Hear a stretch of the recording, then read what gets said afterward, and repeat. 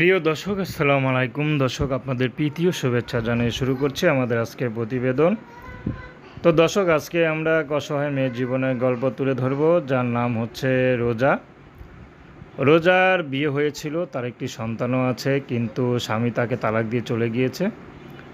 কারণ রোজার বাবা মা নাই, মামার কাছে থাকতো। মামাই তাকে লালন পালন করে বড় করে বিয়ে দিয়েছিল, কিন্তু মামাই হয়তো ভালো ছেলে ঘরে দেখে বিয়ে দিতে পারেনি।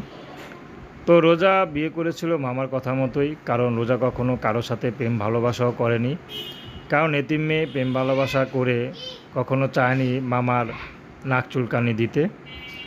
তো রোজার মামার কথায় রোজা বিয়ে করেছিল, কিন্তু স্বামী ভালো ছিল না। বিয়ের পরে বুঝতে পারে যে স্বামী পরকীয়া করতো অন্য মেয়ের সাথে, তো তাকে তালাক দিয়ে চলে যায়।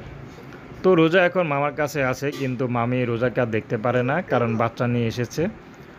তো কে খাওয়াবে? এই দুনিয়াতে কেউ কারো আজকাল খাওয়ায় না।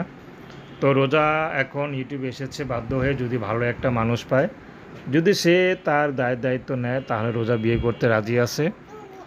রোজার একটি কথা, আমাকে যে বিয়ে করবে তাকে কখনো কষ্ট দিব না। আমার এই কষ্টের মাঝে যে পাশে দাঁড়াবে, সে যদি বয়স্ক হয়, আমি তার সব কিছু মেনে নেব। তো দর্শক, এ ছিল রোজার জীবনের সংক্ষিপ্ত জীবন কাহিনী। প্রেম, ভালোবাসা, সাহায্য, সহযোগিতা, বিয়ে শাদী করা একান্ত আপনাদের ব্যক্তিগত ব্যাপার। আসুন আমরা ৫ ওয়াক্ত নামাজ পড়ি, সর্বদা দেশের সেবা করি।